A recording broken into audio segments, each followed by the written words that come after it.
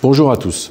Les problèmes de douleurs testiculaires chroniques sont des problèmes parfois difficiles à prendre en charge sur le plan médical. Certains patients ont des douleurs dont il sera plus ou moins facile de mettre en évidence la cause et vont pouvoir bénéficier d'un traitement centré sur le problème, que ce soit une infection aiguë, une inflammation chronique séquelaire d'un antécédent d'infection, une douleur liée à une varicocèle ou encore une douleur liée à un problème de dos.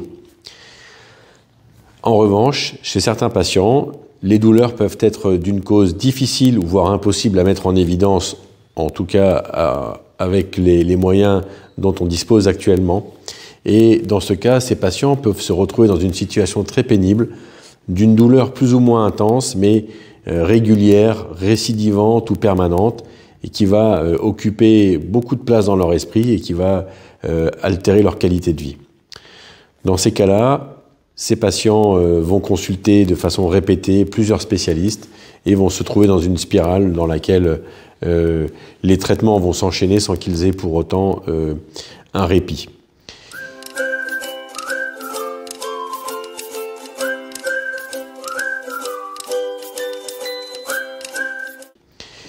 Une étude récente publiée par une équipe de Chicago, l'équipe du docteur Lawrence Levine, a proposé un algorithme de prise en charge des douleurs testiculaires chroniques.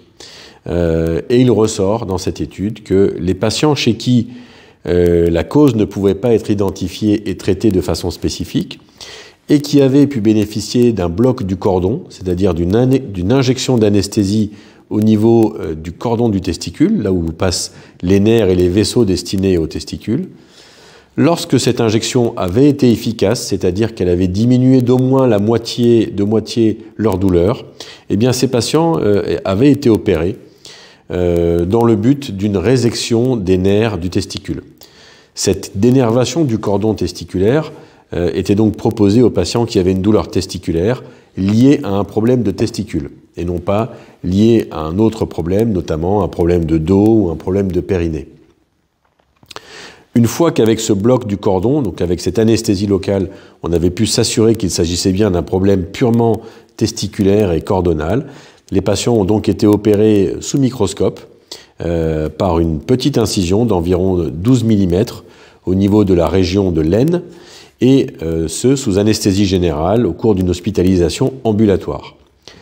Ce que ce papier, cet article scientifique montre, c'est que dans ce cas, plus de 80% des patients, environ 83% des patients, ont pu ainsi être libérés de leur douleur testiculaire chronique grâce à cette opération.